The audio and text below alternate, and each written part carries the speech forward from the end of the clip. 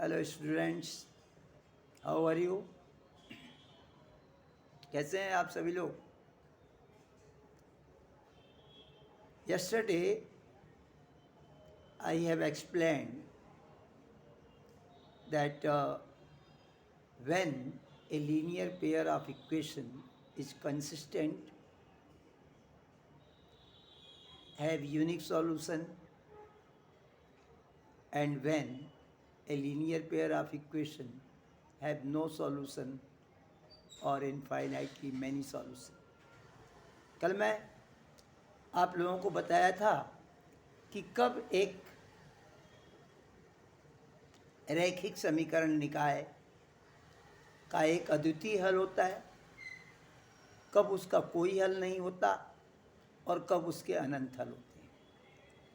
आज एक समस्या हम लेते हैं, एक प्रॉब्लम लेते हैं और उस प्रॉब्लम को पढ़ के सबसे पहले हम एल्जेब्रिक इक्वेशन का निर्माण करेंगे।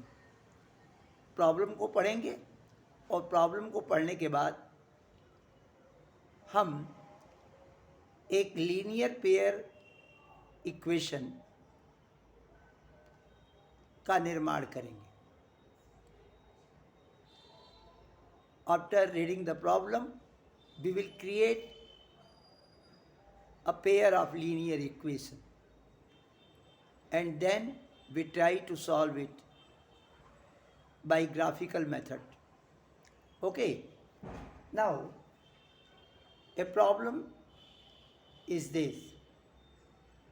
Aftab tells to his daughter that 7 years ago I was 7 times as old as you were, and 3 years from now I shall be 3 times as old as you.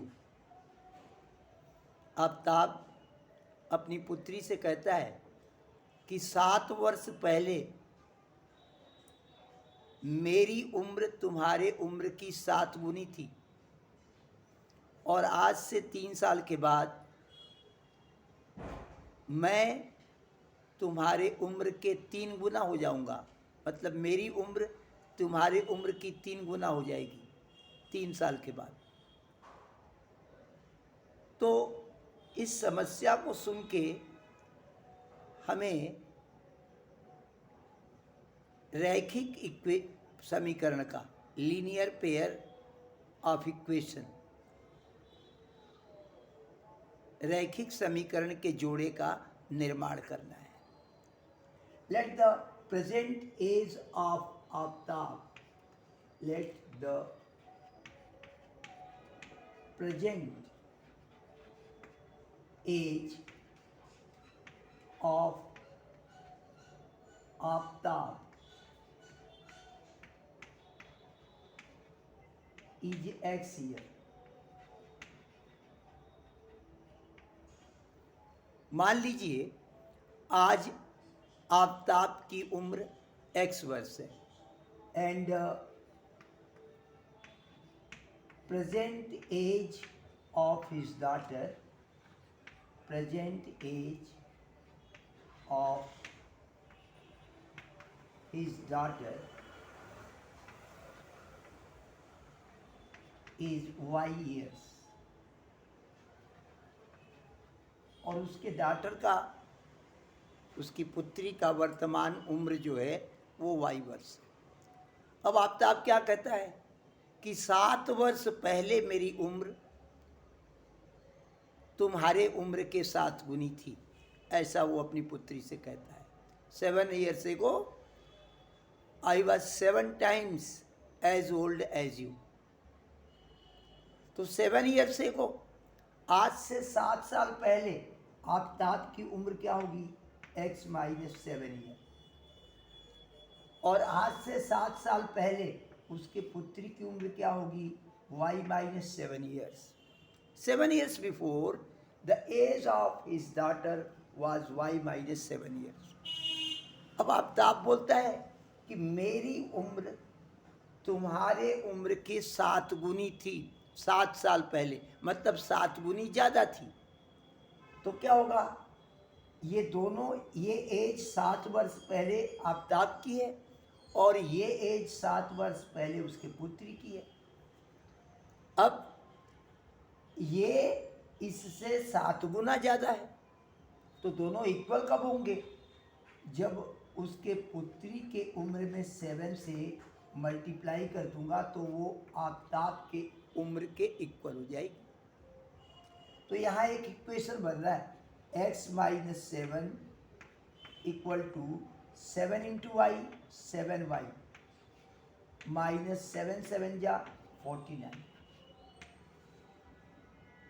तो क्या हो गया, x प्लस 7y इधर आएगा तो minus 7y equal to minus 49, और ये minus 7 उधर गया तो प्लस 7, तो ये क्या बन गया, x minus 7y is equal to minus 42।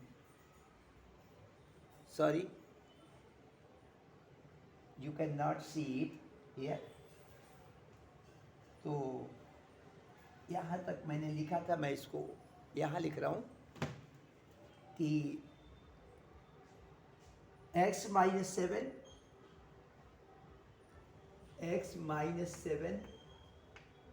Is equal to 7y minus 49, 7y minus 49। Then x minus 7, ये माइनस 7 को आप उधर ले जाइएगा, x ये प्लस 7y इधर आएगा तो x minus 7y is equal to minus 49 plus 7। तो ये आपका इक्वेशन बन गया, x minus 7y is equal to minus 42। ये आपका एक इक्वेशन नंबर 1 बन गया। ठीक है, फिर आफ्ताब बोलता है 3 years from now I shall be 3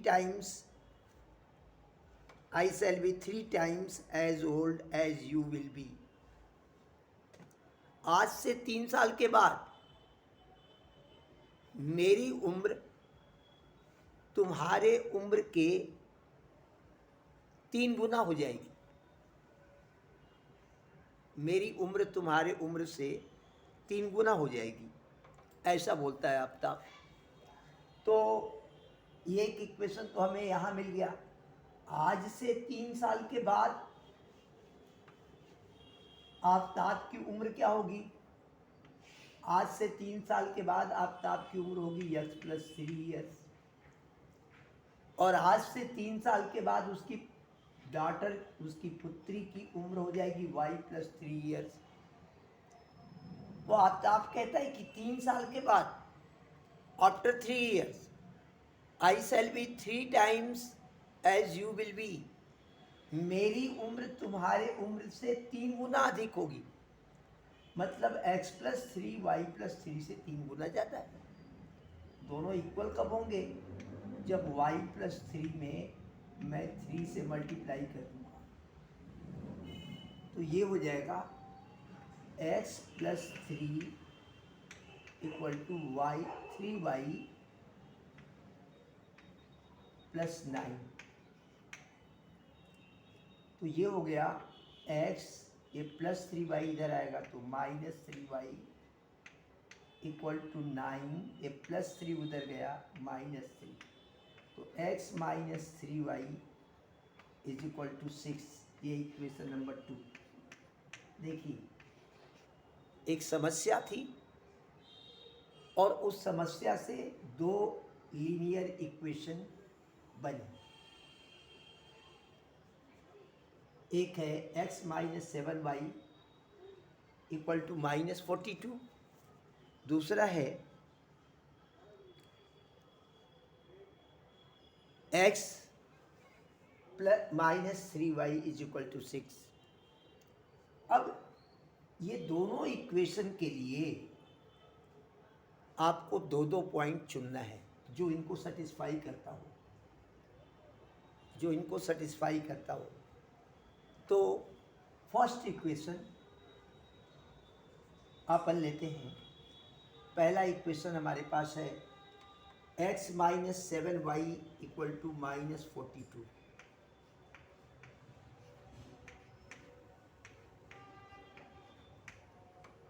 तो इसमें x की कोई ऐसी वैल्यू और y की कोई ऐसी वैल्यू रखी है जिसको सॉल्व करने से माइनस 42 आता है।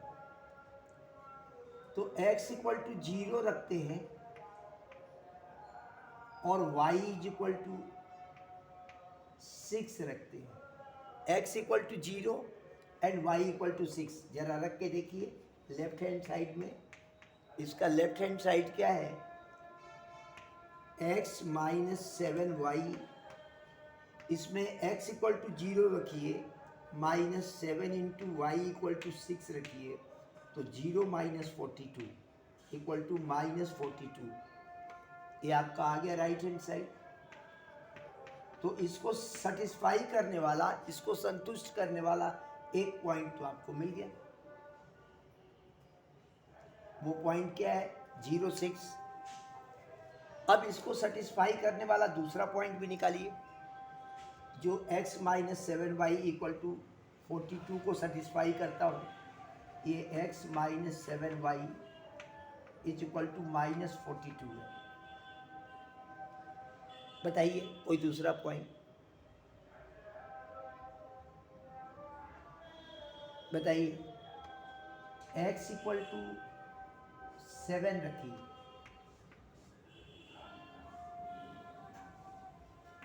और y इक्वल टू भी 7 रख के देखिए जरा सा लेफ्ट हैंड साइड में। x minus 7y, x minus 7y है left hand side. x equal to 7 रखा, minus 7 into y equal to 7 रखा, तो क्या आ रहा है? 7 माइनस 49 और 7 minus 49 equal to minus 42। Minus 42 आ गया आपका राइट हैंड साइड। तो दो पॉइंट सेटिस्फाई करते हैं। एक पॉइंट है 0,6 और दूसरा पॉइंट है 7,7। तो इक्वेशन 1 को सेटिस्फाई करने वाले दो पॉइंट आपको मिल गए। एक 0,6 है और दूसरा 7,7 है। तो इक्वेशन 1 के लिए आप एक बॉक्स बनाइए ऐसे।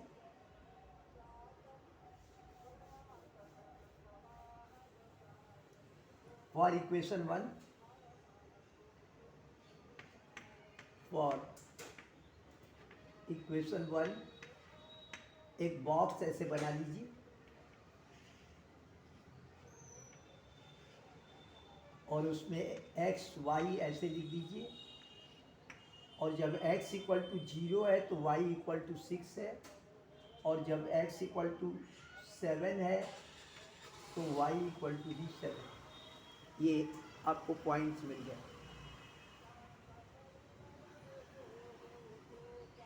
ठीक है।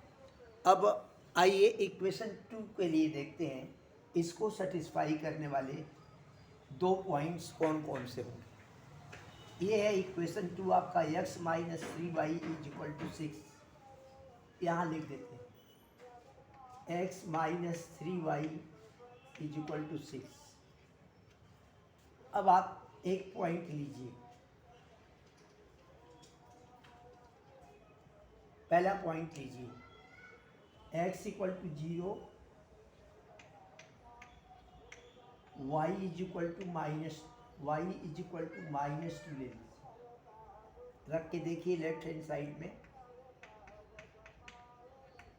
x equal to 0, minus 3 into y equal to minus 2।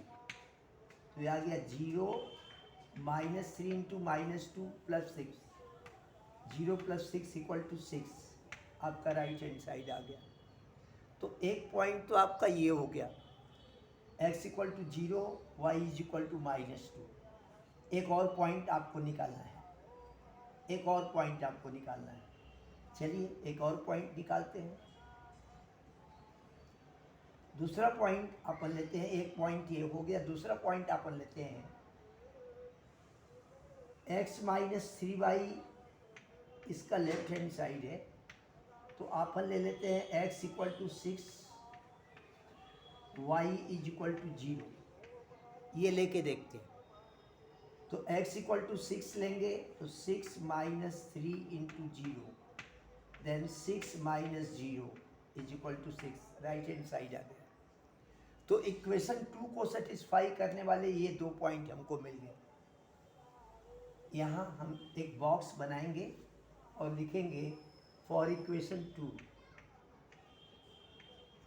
For equation 2, ऐसे बॉक्स बना लिया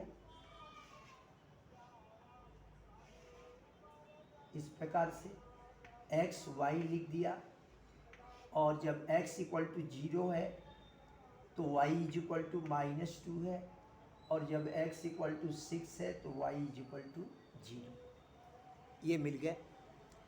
अब इसको हमसे कहा गया है कि इसके लिए अलजेब्रिक इक्वेशन निकालिए और उसका ग्राफ दिखाइए कि ग्राफ कैसा बनता है दोनों इक्वेशन का।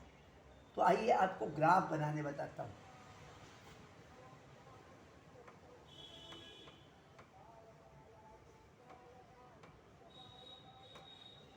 ये इक्वेशन 1 का है।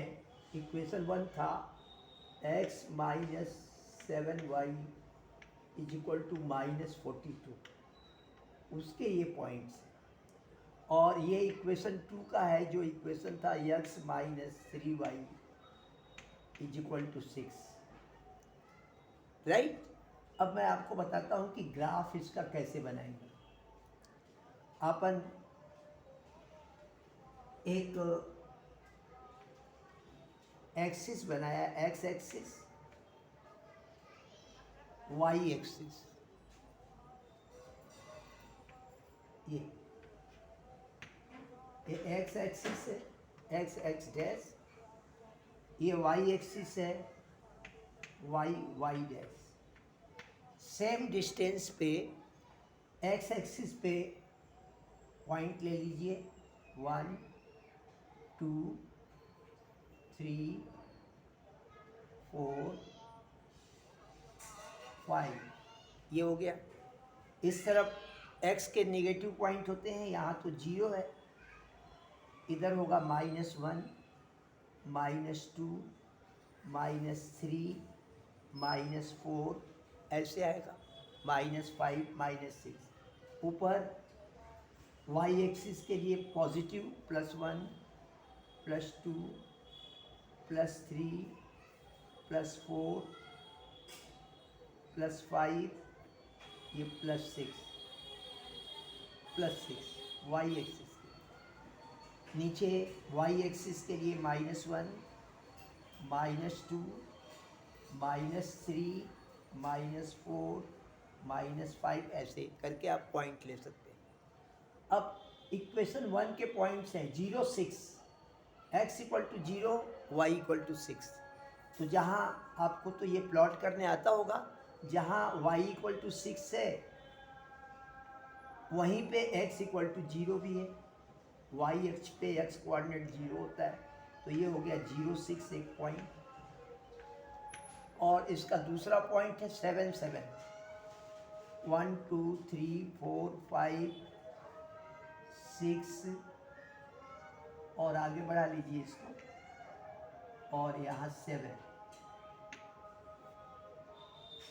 तो जब x इक्वल टू 7 तो y इक्वल टू भी 7। तो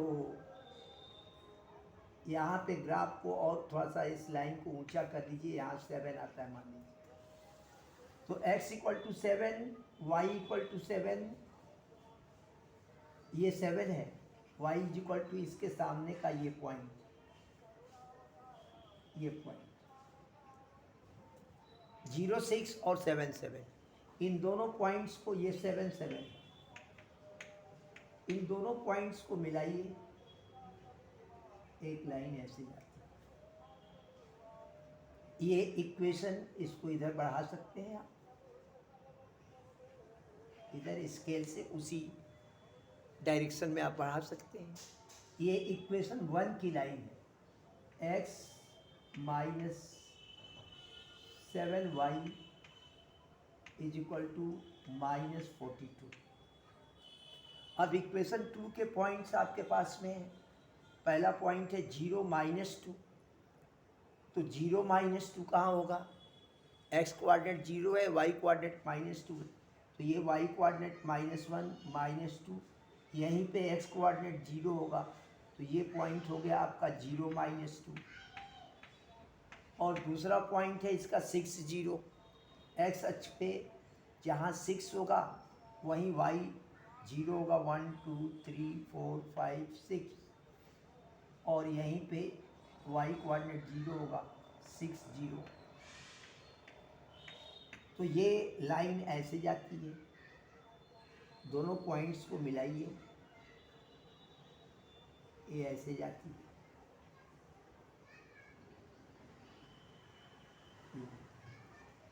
तो ये इक्वेशन 2 की लाइन है। इक्वेशन 2 का नाम लिख लीजिए इस लाइन पे, x minus 3y is equal to 6। तो ये हमने ग्राफिकली उसको प्लॉट कर दिया पॉइंट्स को, और हमारी जो समस्या थी आफताब की, उस समस्या का ये ग्राफिकली रिप्रेजेंटेशन है, ग्राफ के रूप में उस समस्या का ये प्रस्तुतिकरण है। उसकी समस्या से दो रैखिक समीकरण बने और दोनों रैखिक समीकरण को रिप्रेजेंट करने वाली ये लाइन है, एक लाइन ये है, एक लाइन ये। तो इस प्रकार से किसी समस्या का निदान हम ग्राफ के माध्यम से कर सकते हैं। इसके माध्यम से यदि हम चाहें तो आफताब की उम्र और उसकी पुत्री की वर्तमान उम्र दोनों हम निकाल सकते हैं। यदि इन दोनों इक्वेशन को रिप्रेजेंट करने वाली लाइन आगे जाकर कहीं कटेंगी, तो जिस पॉइंट पे कटेंगी उसका x कोऑर्डिनेट और y कोऑर्डिनेट हम देखेंगे। x कोऑर्डिनेट जिस पॉइंट पे कटेंगी उस पॉइंट का निर्देशांक क्या है, x निर्देशांक क्या है, y निर्देशांक क्या है। मान लीजिए कि दोनों जाकर 14 और 28 पे कट रही हैं, 14 और 28 पर, माने x कोऑर्डिनेट 28 और 14 पर, x कोऑर्डिनेट 28 है, y कोऑर्डिनेट 14 है, तो आफताब की उम्र 28 ईयर हो जाएगी और उसके पुत्री की उम्र 14 ईयर हो जाएगी। ऐसा है, मतलब कुछ भी हो सकता है। आगे हम ग्राफ को आगे बढ़ाएंगे तो कहीं जाकर कटेंगी। तो इस प्रकार से हम चाहें तो आफताब और उसके पुत्री की वर्तमान आयु भी निकाल सकते हैं। ठीक है, तो इस प्रकार से किसी समस्या को पढ़ के हम रैखिक समीकरण के जोड़े बना सकते हैं, पेयर ऑफ लीनियर इक्वेशन, और फिर उन दोनों इक्वेशन को संतुष्ट करने वाले दो दो पॉइंट निकालेंगे। जैसे हमने अभी निकाल के आपको बताया, इक्वेशन 1 को सेटिस्फाई करने वाले, संतुष्ट करने वाले दो पॉइंट निकाल लीजिए, x और y की वैल्यू। ऐसे ही इक्वेशन 2 को सेटिस्फाई करने वाले दो पॉइंट्स निकाल लीजिए, x y की वैल्यू। और उन दोनों पॉइंट्स को ग्राफ पे जब प्लॉट करेंगे तो पहले इक्वेशन के दोनों पॉइंट को प्लॉट करेंगे, जब ग्राफ पे दर्शाएंगे और उन पॉइंट्स को मिलाएंगे तो एक रेखा का निर्माण होगा। दूसरे इक्वेशन के पॉइंट्स को ग्राफ पे रख के और उन पॉइंट्स को मिलाएंगे तो एक दूसरी रेखा का निर्माण होगा। और ये आफताब की समस्या का ग्राफिकल रिप्रेजेंटेशन है, ग्राफ के द्वारा प्रस्तुतिकरण है। आगे हम चाहें तो इन रेखाओं को जब हम बढ़ाएंगे तो ये कहीं जाकर एक दूसरे को काटेंगी, और जिस बिंदु पर एक दूसरे को काटेंगी उस बिंदु का x निर्देशांक और y निर्देशांक हम देख लेंगे क्या होता है ग्राफ के माध्यम से, अपने अक्षों के माध्यम से। और x निर्देशांक जो होगा वो आफताब की वर्तमान उम्र होगी, और y निर्देशांक जो होगा वो उसके पुत्री की वर्तमान उम्र होगी। ठीक है, तो कल मैं आपको बताऊंगा सब्स्टिट्यूशन मेथड, रैखिक समीकरण का को हल करने की प्रतिस्थापन विधि। Okay, thank you, have a nice day.